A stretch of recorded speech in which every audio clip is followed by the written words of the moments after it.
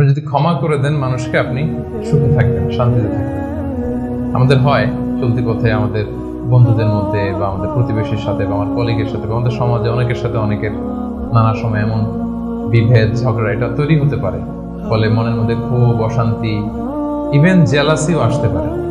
কিন্তু এটা যদি আপনি কারোর প্রতি যদি রাগ, ক্ষোভ এটা পুষে রাখেন, ইট বার্নস ইউরসেলফ ইনসাইড, এটা ভিতরে আপনারা জ্বালাবে।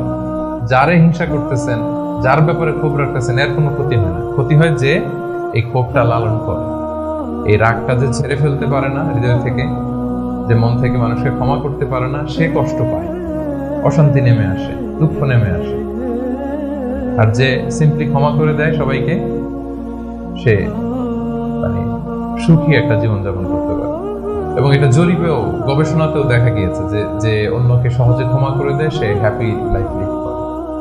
তাহলে 2 নাম্বার কি? ফরগিভনেস, ক্ষমা করে দেয়া।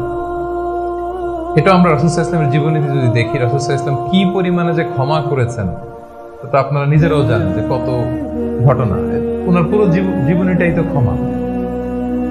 সবসময় ক্ষমা করে দিতেন, মনে দুঃখ পুষে রাখতেন না কখনো। এবং সাহাবাদেরকে বলতেন তোমরা ক্ষমা করে দাও। এক সাহাবী এসে বললেন, ইয়া রাসূলুল্লাহ, আমার তো অনেক কৃতদাস, ওরা শুধু কাজে ভুল করে, ওদেরও কি একটু পানিশমেন্ট দেওয়া উচিত না? রাসূল সাল্লাল্লাহু আলাইহি ওয়াসাল্লাম বলতেন, না।